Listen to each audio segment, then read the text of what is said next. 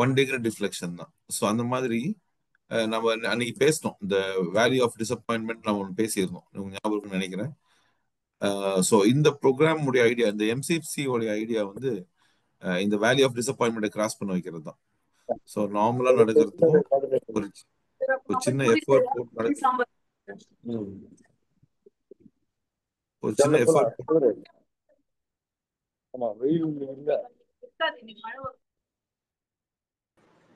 ஒரு சின்ன எஃபர்ட் போட்டு நடக்கிறதுக்கு டிஃபரன்ஸ் தான் வந்து இந்த எம்சிசியோடைய இந்த இந்த இந்த ரெக்கார்டிங். இப்போ நம்ம வந்து பார்க்குறோம், இது வந்து to start with it's okay. இப்போ நம்ம இன்னைக்கு ஆரம்பிச்சோம், இன்னைக்கு வந்து லீடர்ஸே மிஸ் ஆகுறாங்க. இன்னைக்கு மீட்டிங்ல லீடர்ஸே காணோம். 2 இல்லை, 3 இல்லை, 4 இல்லை, அந்த மாதிரி யாருமே இல்லை.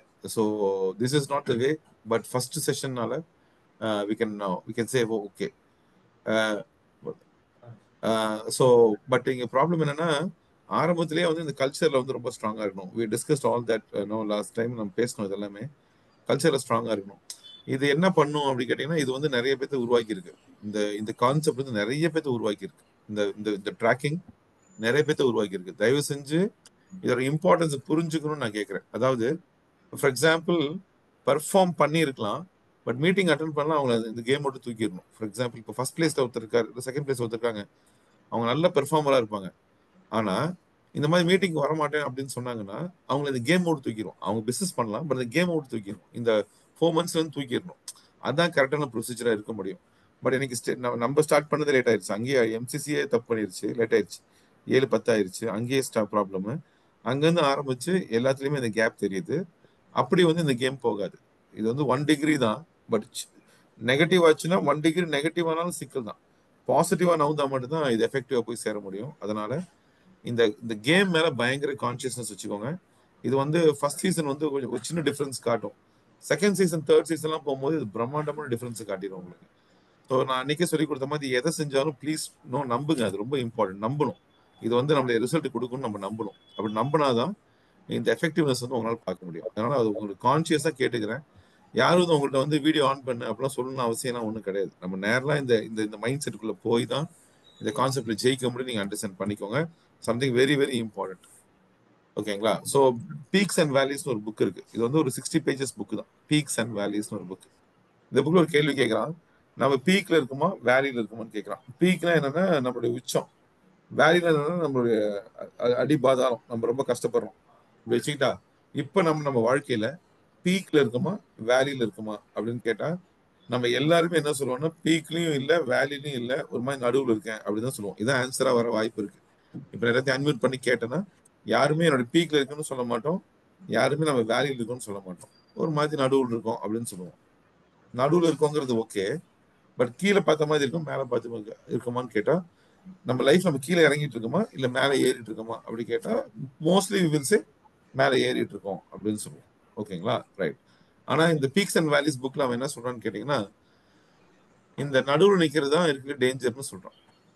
இந்த நடுவில் நிக்கிறவங்களுக்கு ப்ராப்ளம் என்னன்னு கேட்டீங்கன்னா, பிளானே இருக்காது, ஒரு மாதிரி அங்கேயே செட்டிலர் பல வருஷம் வாழ்ந்து முடிச்சிருவாங்க. வி ஷுட் நோ ஒரு பீக். நம்ம பீக் நோக்கி போற கிளாரிட்டி நமக்கு இருந்துட்டே இருக்கணும். அப்ப இந்த எம்சிசியோட ஐடியாவே pushing you to the peak. அங்க இருந்து நின்று பார்த்தா இன்னும் பீக் நம்ம கண்ணுக்கு தெரியும், தட் இஸ் கிளியர். பட் அந்த புஷிங் டு த பீக் இருக்குல்ல, அதுதான் இந்த எம்சிசியோட பர்பஸே. இப்போ எனக்கு எடுத்தீங்கன்னா 25 வருஷம் எக்ஸ்பீரியன்ஸ் இருக்கு. அது 20 வருஷம் வந்து ரெஃபரல் மார்க்கெட்டிங் எக்ஸ்பீரியன்ஸே இருக்கு. இங்க இருக்க நிறைய பேருக்கு அந்த மாதிரி எக்ஸ்பீரியன்ஸ் இருக்கும். நாம எல்லாம் ஒன்னா சேர்றது எதுக்குன்னு கேட்டீங்கன்னா, நம்ம நிறைய எஃபர்ட் போட்டுட்டோம், நிறைய கம்பெனிக்கு வேலை செஞ்சு கொடுத்துட்டோம், நம்ம நிறைய உழைச்சு முடிச்சிட்டோம். ஆனா நாம நினைக்கிற காசு இன்னும் நம்ம அந்த போய் அடிக்கல. அந்த கோடிகள் அப்படிங்கிற ஸ்பேஸ்க்குள்ள ஒன்றும் போகாமே இருக்கும்.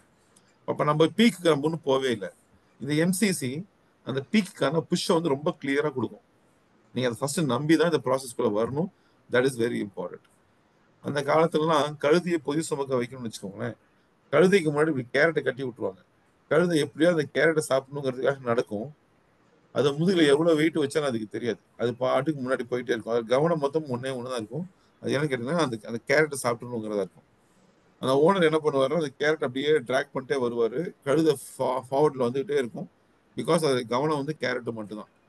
ஆனா முதுகுல வெயிட்டை பத்தி கவலைப்படாது. டெஸ்டினேஷன் வந்து சேர்ந்த உடனே அந்த கேரட்டை கழுதி கொடுத்துருவாரு. கழுதை ஹாப்பி ஆயிரும். ஆனா எவ்வளவு வெயிட் தூக்கணுங்கிறது தெரியாம போயிடும்.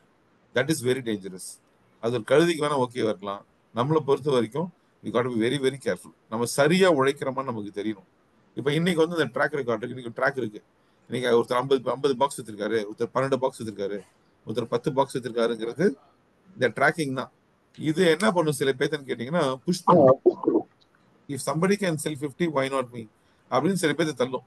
ஓ நம்ம இந்த மாசம் 10 தான் பண்ணிருக்கோமா, ஓ ஒரு பிஎன்ஐன்னு ஒரு ஆர்கனைசேஷன் இருக்குல்ல,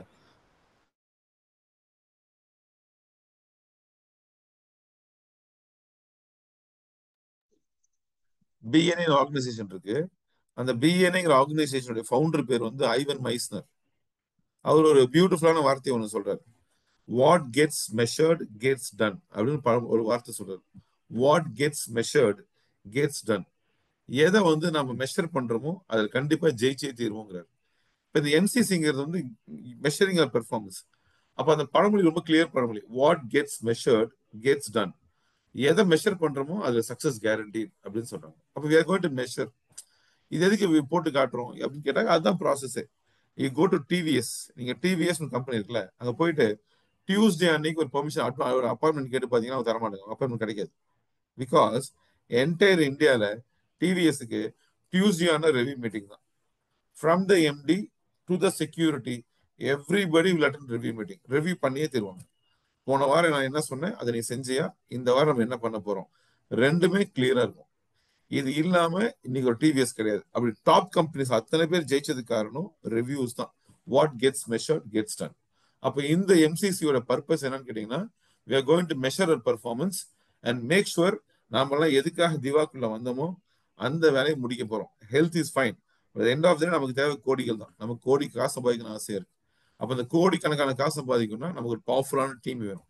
அந்த டீமை வழி நடத்தி கொண்டு போகணும், எல்லாத்தையும் ஹாப்பியா வச்சுக்கணும், அவங்களுக்கு ஹெல்த் கொடுக்கணும், அவங்களுக்கு வெல்த் கொடுக்கணும். அப்படின்னா இந்த ட்ராக் வந்து ரொம்ப கிளியரா செட் ஆகும். அப்ப ஏதோ ஃபண்டுக்காக சக்தி வந்து இந்த வேலையை எடுத்துலாம் ஒன்றும் பண்ணல. ஏதோ ஃபண்டுக்காக நம்ம சனிக்கிழமை மீட் பண்ணவே இல்லை. அப்ப இதை வந்து இன்னும் கொஞ்சம் கிளாரிட்டியோட, இன்னும் கொஞ்சம் பவர்ஃபுல்லா, இன்னும் கொஞ்சம் ப்ரொஃபஷனலா நம்ம பண்ண வேண்டிய அவசியம் நிச்சயமா இருக்கு. நம்ம சில பேர் வந்து நம்ம சக்தி தானே அப்படின்னு நினைச்சுக்கிறாங்க. அது வந்து ரொம்ப தப்பான தாட் ப்ராசஸ். அப்படி அப்படி போகக்கூடாது. இப்ப சதீஷ் வந்து வீடியோ ஆன் பண்ணல அப்படின்னா அது அதை அக்செப்ட் பண்ணிக்க முடியாது. அதான் நான் சொல்றேன். வீடியோ ஆன் பண்ணி உட்காரணும், அது ப்ரொஃபஷனல் நோட்ஸ் எடுக்க ஆரம்பிக்கணும். இந்த 1 மணி நேரம் வந்து இதுக்காக நான் ஒதுக்குறேங்கிற மைண்ட் செட்ல தான் உட்காரணும். இதை கிளியரா பண்ணும். அடுத்த வாரம் ட்ராக் பண்ணுவாங்கிறது புரிஞ்சுக்கணும். இந்த கிளாரிட்டியோட நீங்க பண்ணீங்கன்னா அடுத்த வாரம் உங்க டீம் பெருசாக பெருசாக அவங்களாம் எம்சிசிக்குள்ள வர வர வர ஒரு பினாமினலான ஒரு கன்சிஸ்டன்சி அவங்களால பார்க்க முடியும். தயவுசெய்து புரிஞ்சுக்கோங்க. இந்த இவங்களை காட்டுறேன் பாருங்க, ரீகல் சொட்டு நீளம். ஒரு காலத்துல வந்து தமிழ்நாட்டுல பெரிய பிராண்டு சொட்டு நீளம் டோய் அப்படி ஒருத்தர் தான். அதுக்கப்புறம் டைனோரா டிவி டிவி இருந்தான், இந்தியாவிலே பெஸ்ட் டாப் டிவியா இருந்தான். டிடி சேனல் ஒரு சேனல் இருந்துச்சு. வெள்ளிக்கிழமை நைட் 8 மணிக்கு ஒளி மொழி பாக்குறதுக்காக ஒரு கூட்டமே உட்காந்து பார்த்துட்டு டிடி சேனல். கோல்ட் ஸ்பாட்னு ஒரு கூல் ட்ரிங்க்ஸ் இருந்துச்சு. மதுரா பேங்க்னு ஒரு பேங்க் இருந்துச்சு. கைனட்டிக் ஹோண்டான்னு ஒரு 2 வீலர் இருந்துச்சு. கைனட்டிக் ஹோண்டா வந்து வீட்டுக்கு ஒரு வண்டி இருந்துச்சு. ஆனா இன்னைக்கு இந்தியால தமிழ்நாட்டுல ரீகல் சொட்டு நிலம் இல்ல, டைனோரா டிவி இல்ல, டிடி சேனல் வந்து 100 சேனல் ஒரு சேனலா வந்துருச்சு. பாக்கிறதுக்கு லோகோ பார்க்க கூட நமக்கு எல்லாம் பிடிக்கல. கோல்ட் ஸ்பாட் ஒரு கூல் ட்ரிங்க்ஸ் இல்ல, மதுரா பேங்க் ஒரு பேங்க் இல்ல, கைனட்டிக் ஹோண்டான்னு ஒரு பைக் இல்ல. இவங்கெல்லாம் 10 வருஷத்துக்கு முன்னாடி 15 வருஷத்துக்கு முன்னாடி இந்தியாஸ் நம்பர் 1, தமிழ்நாடு நம்பர் 1. ஆனா இன்னைக்கு இந்த எந்த கம்பெனியும் இல்லை. ஆனா 50 இயர்ஸ் பிஃபோர் ஆரம்பிக்கப்பட்ட ஒரு கம்பெனி, இந்த கம்பெனி எல்லாம் இன்னும் இருக்கு. இப்ப டாடா எடுத்தீங்கன்னா 60 years of presence and still strong. Reliance அப்படிதான், பிர்லா அப்படிதான், எஸ்பிஐ அப்படிதான். அப்ப இவங்கெல்லாம் இன்னும் இருக்காங்க, டாப்ல இருக்காங்க. ஆனா இவங்கெல்லாம் காணா போயிட்டாங்க, இவங்கெல்லாம் இன்னும் இருக்காங்க. டிஃபரன்ஸ் ஒன்னே ஒண்ணுதான். என்னன்னு கேட்டீங்கன்னா அந்த ப்ராசஸ் அட்ஹியர் பண்றதும் காலத்துக்கு ஏற்ப அவங்கள மாத்திக்கிறதும் தான் அவங்களை காப்பாத்துச்சு தவிர, எனக்கு எல்லாம் தெரியும், நான் யார் தெரியுமா, நான் அந்த காலத்துல அப்படி வாழ்ந்தவன் அப்படின்னு சொன்னா அந்த பழைய ஹிஸ்டரி வச்சு ஒண்ணுமே பண்ண முடியாது, காணாதான் போகும். ஆனா தயவு செஞ்சு காலத்துக்கு ஏற்ப நம்மளை மாத்திக்கிறதும், ஒரு கம்பெனிக்கு ஏற்ப நம்மளுடைய கல்ச்சர் செட் பண்ணிக்கிறதும், லீடர்ஸ் சொல்றதை கட்டுப்படுறதும், அதே டிராவல் பண்றதும் தான் நம்மளை எலிவேட் பண்ணுமே தவிர, அதுக்கு ஜஸ்டிபிகேஷன் கொடுக்கறதோ அதுக்கு நியாயம் சொல்றதோ ஒர்க் அவுட்டே ஆகாது. ரீகல் சொட்டு நிலம் நியாயம் வேணா சொல்லலாம். ஆனா உஜாலா வந்ததுக்கு அப்புறம் ரீகல் சொட்டு நிலம் இல்லாம போச்சு. ஆனா இன்னைக்கு Ujala is a north Indian company who came to Tamil Nadu and mat sure regal சொட்டு நிலம் இஸ் ஒயிட் வாஷ்ட். காலி தூக்கி எரிஞ்சிட்டான். அப்ப இங்க டாப்ல இருக்கோங்கிறது முக்கியம் இல்ல, கன்சிஸ்டன்சி தான் முக்கியம். Consistency starts with 1 degree deflection. அதான் நான் சொன்னது 1 degree deflection. Atomic habits, book பேர் அட்டாமிக் ஹேபிட்ஸ். அந்த அட்டாமிக் ஹேபிட்ஸ் புக்ல பத்தி இதுல ரொம்ப ஸ்ட்ராங்கா இதை பத்தி பேசுறான். ஒன்னு சின்ன விஷயம் நம்ம நினைப்போம், பட் அது சின்ன விஷயம் பெரிய டேமேஜ் ஏற்படுத்திடும். சின்ன விஷயம் நம்ம நினைப்போம், அந்த சின்ன விஷயம் பெரிய எஃபெக்டிவ்னஸ் நம்ம கொடுத்துரும். அது ரொம்ப கிளியரா நீங்க பாத்துக்க வேண்டிய ரொம்ப முக்கியமான விஷயம். Please understand that. இப்போ இங்க பாருங்க, இங்க ஒரு சர்க்கிள் இருக்கு பாருங்க. இந்த சர்க்கிள் பாருங்க, இந்த சர்க்கிள் இதை சுத்தி சின்ன சர்க்கிள், இந்த சர்க்கிள் இதை சுத்தி பெரிய சர்க்கிள். இந்த சர்க்கிள் நடுவில் இருக்க ரெண்டு சர்க்கிள்ல எந்த சர்க்கிள் பாக்குறதுக்கு பெருசுமாய் தெரியுது? ரெண்டுமே ஒரே சைஸ் தான், புரிஞ்சுக்கிட்டேன். எதை பாக்குறதுக்கு பெருசுமாய் தெரியுது? இதை பாக்குறதுக்கு பெருசுமாய் தெரியுதா, இல்ல இதை பாக்குறதுக்கு பெருசுமாய் தெரியுதான்னு கேட்டீங்கன்னா, இதை பாக்குறதுக்கு பெருசுமாய் தெரியுது, இதை பார்க்க சின்னதுமாய் தெரியுது. ஆமா தானே உதய்? நீங்க Yes, yes, sir. Yes, தலையாட்டினா yes, yes, sir. Correct. Hello, ஆமாங்க சார். லெஃப்ட் சைடு இருக்கிற பார்த்துட்டு பெருசு மாதிரி இருக்குது. ஆமாமா, நீங்க நீங்க மியூட் பண்ணிக்கோங்க. நீங்க தலையாட்டினா போதும். நான் தலையாட்டினா பாத்துக்கோங்க. நான் வீடியோ பார்த்து இப்படி தலையாட்டினீங்கன்னா புரிஞ்சுக்க. போதும் போதும், அது போதும் எனக்கு. Thank you.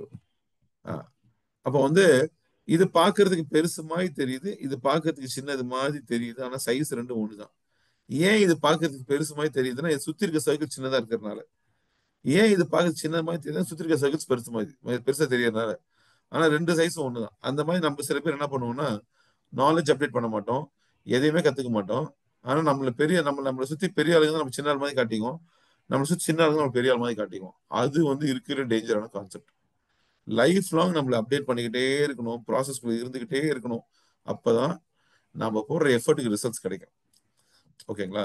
Seriously I tell you, ஒரு 5-6 இயர்ஸ் பிஃபோர் நான் பார்த்த சில பேர்லாம் இன்னைக்கு ஃபினாமினல் பணம் சம்பாதிச்சிருக்காங்க.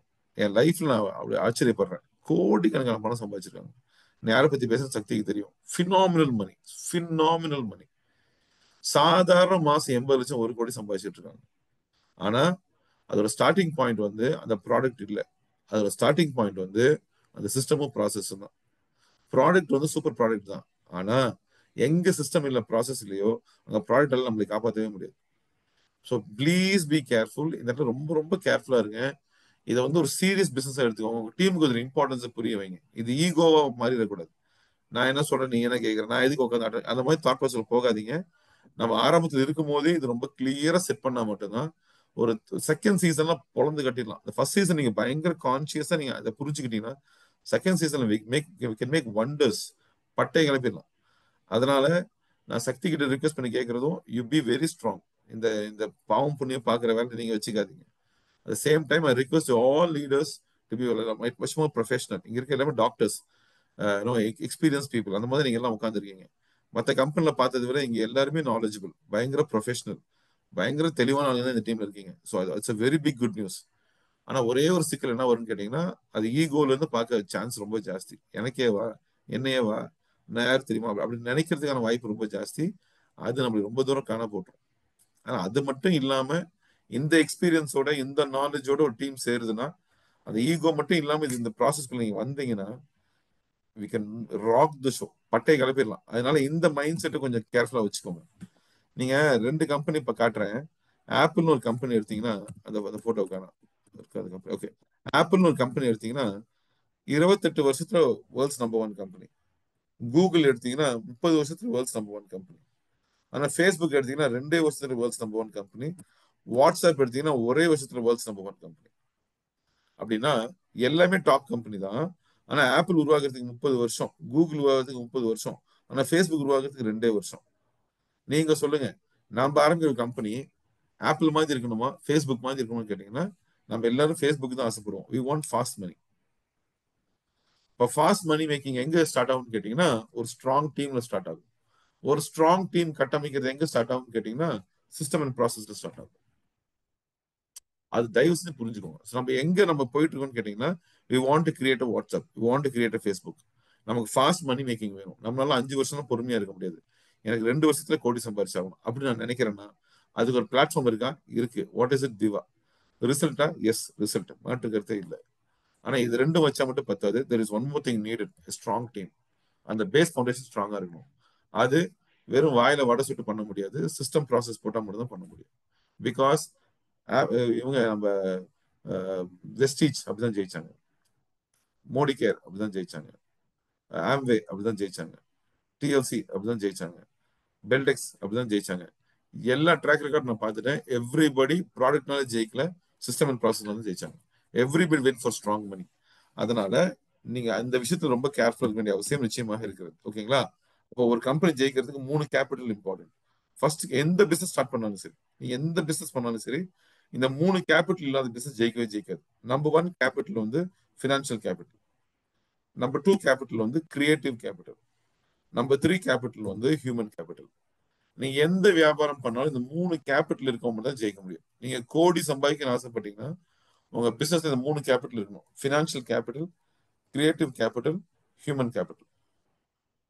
இப்போ நீங்க ஃபினான்ஷியல் கேபிட்டல் எடுத்தீங்கன்னா, நம்ம வந்து நம்ம டீமுக்கு பயங்கர சப்போர்ட் பண்றோம், நல்ல ட்ரைனிங் ப்ரோக்ராம்ஸ்லாம் கொடுக்குறோம், ஃபினான்ஷியலி ஸ்ட்ராங் டீமை மாத்திட்டு இருக்கோம். And this company has a financial strength. அப்போ ஃபினான்ஷியல் கேபிட்டல் கரெக்டா இருக்கு.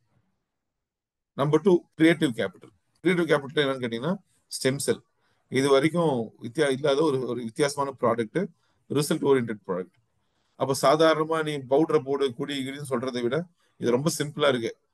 காலைலத்தையும் வாயில போட்டுக்கோ, நைட்டுக்கு வாயில போட்டுக்கோ, 15 நிமிஷம் வெயிட் பண்ணு, சுடு தண்ணி குடி, மேட்டர் பாரு. ரொம்ப சிம்பிள், கிரியேட்டிவா இருக்கு, சிம்பிளா இருக்கு, எனிபடி கேன் டூ. அதே மாதிரி எல்லா பிரச்சனைக்கும் ஒரே தீர்வு, முடிஞ்சு போச்சு. அப்போ creatively it's very strong. But 3வது கேபிட்டல் தான் most important capital, human capital. இந்த ஹியூமன் கேபிட்டல் கன்ஸ்ட்ரக்ட் பண்றது தான் இங்க கேமே. நீங்க வாட்ஸ்அப் எடுத்துக்கோங்க, ஜெயிச்சது காரணம் ஹியூமன் கேபிட்டல். உலகத்துல ஜெயிச்சவன் பூரா ஜெயிச்சது காரணம் ஹியூமன் கேபிட்டல். அப்போ ஃபினான்ஷியல் கேபிட்டல் ரெடியா இருக்கு, கிரியேட்டிவ் கேபிட்டல் ரெடியா இருக்கு. Now what are you need of human capital? ஒரு பவர்ஃபுல் ஹியூமன் கேபிட்டலை கட்டமைக்கணும். அப்ப இந்த ஹியூமன் கேபிட்டல் கட்டமைக்கணும். கிரியேட்டிவ் கேபிட்டல் நீங்க எடுத்துக்கோங்க. கூகுள் இன்னைக்கு வரைக்கும் நம்ம லைஃப்ல ஒரு பார்ட்டா மாறிட்டான். கூகுள் இல்லாத வாழ்க்கை நம்ம நினைச்சே பார்க்க முடியாது, அந்த அளவுக்கு நம்மளுக்கு பார்ட்டா மாறணும். ஆனா நீங்க யோசிச்சு பாத்தீங்கன்னா, ஒவ்வொரு ப்ராடக்டா கொண்டு வந்துட்டு இருக்கான். கூகுள் அசிஸ்டன்ட் வந்துருச்சு, கூகுள் லென்ஸ் வந்துருச்சு. ஓகேங்களா? கூகுளோட நிறுத்திக்கல, he goes on with other product. இப்ப ஜெமினை வந்துருச்சு. அப்படி he keeps on coming with new products. ஒவ்வொரு ப்ராடக்ட்டும் ஒரு பிரச்சனைக்கான சொல்யூஷனா கொடுத்துட்றான். Absolutely creative. நீங்க கூகுள் லென்ஸ் தான் யூஸ் பண்ண ஆச்சரியப்பட்டு போயிருவீங்க இல்லையா? நீங்க கூகுள் லென்ஸ் ஆன் பண்ணி ஒரு ஹோட்டல் மேல வச்சீங்கன்னு வச்சுக்கோங்களேன், அந்த ஹோட்டல்ல என்ன ஃபுட்டு கிடைக்கும், ஸ்டார் ரேட்டிங் என்ன, அந்த ரிவ்யூஸ் என்னன்னு காட்டுறான். அது தூக்கி ஒரு கூகுள் லென்ஸ் தூக்கி ஒரு இலை மேல வச்சீங்கன்னு வச்சுக்கோங்களேன், அது பொட்டானிக்கல் நேம் என்ன, அந்த இலை நல்லதா கேட்டதான்னு காட்டுறான். ஒரு ஒரு ஒரு ஒரு ஒரு பேக் மேல வச்சீங்கன்னா அதே மாதிரி பேக் எங்க கிடைக்கும்னு காட்டுறான், மிரட்டி விட்றான். அப்போ கிரியேட்டிவ் கேபிட்டல் தான் கூகுள் இன்னைக்கு சஸ்டெயின் பண்ண வைக்குது. ஓகேங்களா? நான் கேட்ட சாட் ஜிபிடியை விட கூகுள் தான் லைஃப் லாங் நிற்கும் நான் சொல்லுவேன். சாட் ஜிபிடி என்ன பண்ணுன்னு கேட்டீங்கன்னா, நம்ம பிரெயினோட திங்கிங்கை ஸ்டாப் பண்ணி விட்டுரும், அதுவே எல்லாத்தையும் சஜஸ்ட் பண்ணும். ஆனா கூகுள் என்ன பண்ணுன்னு கேட்டீங்கன்னா, இருக்கிற பெஸ்ட் எல்லாம் கொண்டு வந்து உங்களுக்கு காட்டும். இதெல்லாம் பெஸ்ட் இருக்கு, இது நீ வேணுங்க அதை எடுத்துக்கோன்னு சொல்லும். அப்ப நம்ம எல்லாம் எதை ப்ரிஃபர் பண்ணுவோம்னு கேட்டீங்கன்னா, one point of time ChatGPT வந்து நம்ம பிரெயினை ஸ்டாப் பண்ணி விட்டுரும். ஆனா கூகுள் வந்து நம்மளை எலிவேட் பண்ணி காட்டும். அப்ப அந்த கிரியேட்டிவ் கேபிட்டல் தான் நீ கூகுள் வந்து சஸ்டெயின் பண்ண வைக்குது, நீ அண்டர்ஸ்டாண்ட் பண்ணிக்கணும். அப்ப நம்ம டீம்ல ஹியூமன் ஃபினான்ஷியல் கேபிட்டலும் இருக்கு, கிரியேட்டிவ் கேபிட்டல் இருக்கு.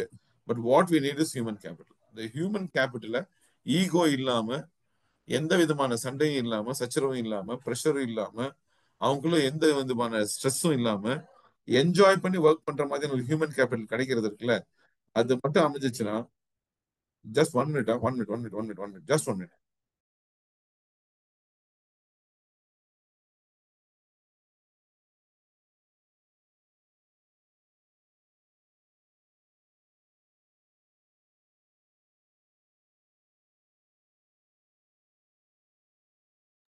யா, ஓகே. பக்கத்து ரூம்ல பயங்கர சவுண்டா இருந்துச்சு அதனால. ஓகே. ஸோ அதனால வந்து அந்த ஹியூமன் கேபிட்டல் பயங்கர கான்சியஸ்னஸ் கொடுங்க. ஓகேங்களா? ஸோ நம்ம வந்து என்ன பண்ண போறோம்னு கேட்டீங்கன்னா, இப்போ நம்ம இந்த மீட்டிங் முடிச்சதுக்கு அப்புறம் நீங்க ஒருத்தர் ஃபோன்ல பேசுவீங்கல்ல, அது ரொம்ப அப்ப வந்து என்ன பேசுறோங்கிறதும், ஜென்ரலா முகம் கொடுத்து பேசும்போது நம்ம என்ன பேசுறோங்கிறது ரொம்ப ரொம்ப இம்பார்ட்டன்ட். நம்ம கார்ல போகும்போது நம்ம பக்கத்துல உட்காந்து போறாருல, அவர் முக்கியமான ஆளு.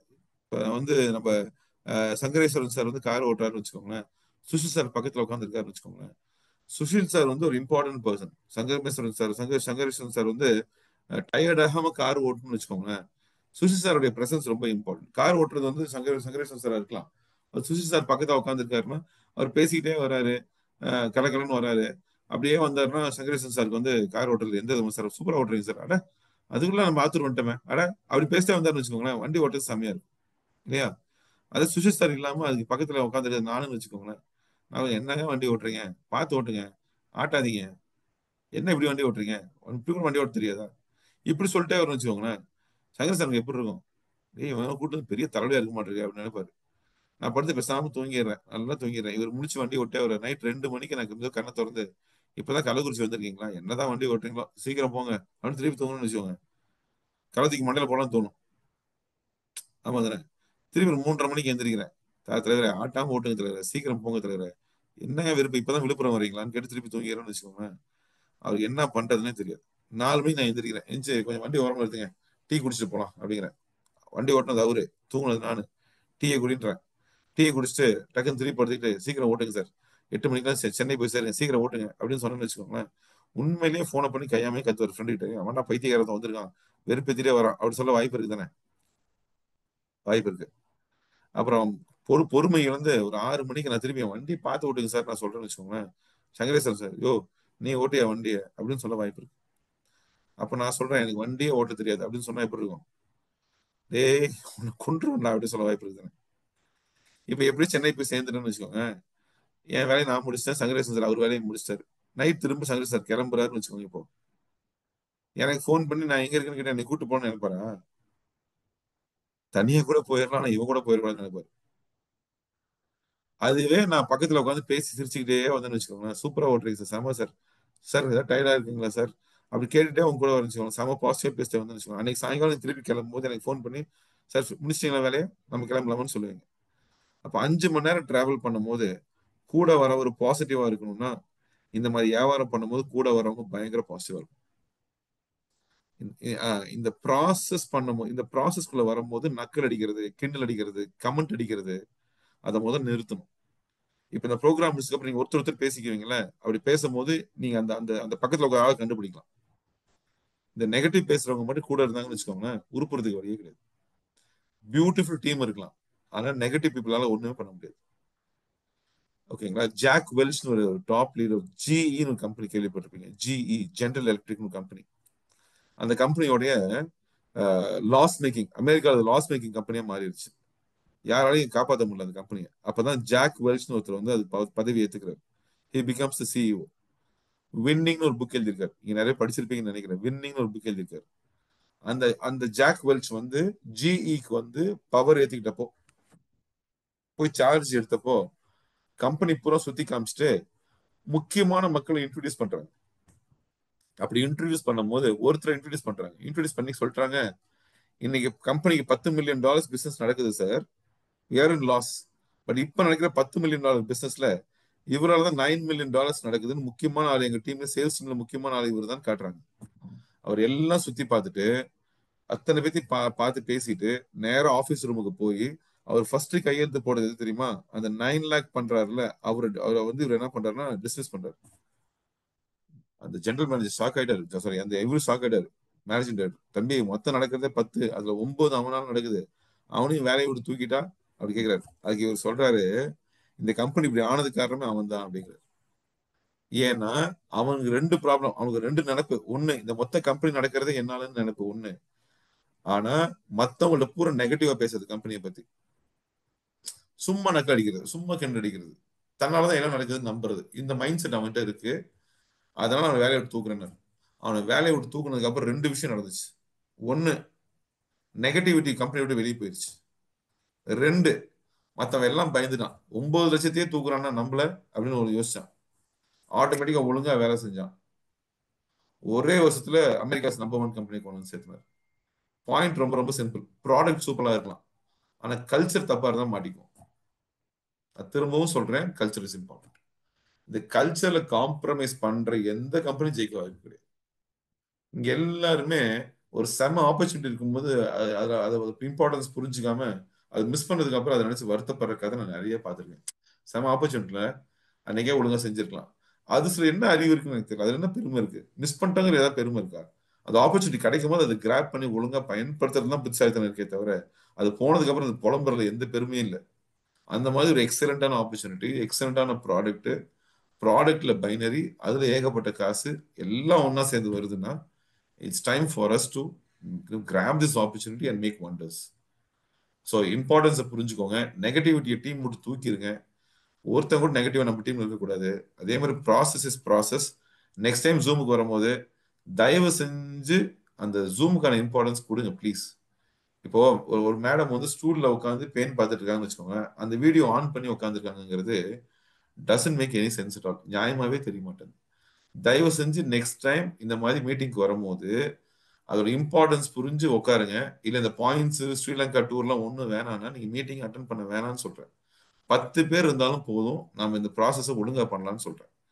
அடுத்த வாரம் வரும்போது நீங்க தயவு செஞ்சு அடுத்த 1 மணி நேரம் நான் வந்து இந்த ப்ராசஸ்க்குள்ள இருக்கேன், நான் எம்சிசிக்குள்ள இருக்கேங்கிறத புரிஞ்சுக்கிட்டு வாங்க.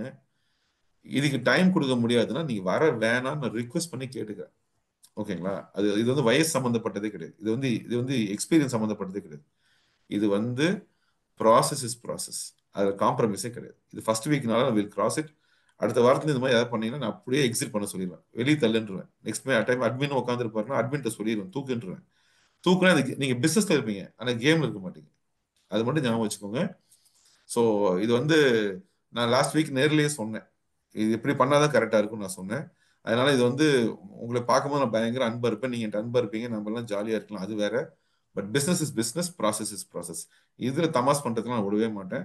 சக்தி sir, please be conscious of. இது நீங்களும் ரொம்ப தெளிவா இருந்துக்கோங்க. மற்றவங்களுக்கும் நான் சொல்றேன், இதுல காம்ப்ரமைஸே கிடையாது. ஸோ நெக்ஸ்ட் வீக்ல இருந்து இன்னும் கொஞ்சம் ப்ரொஃபஷனலா பண்ணலாம். Thank you very much.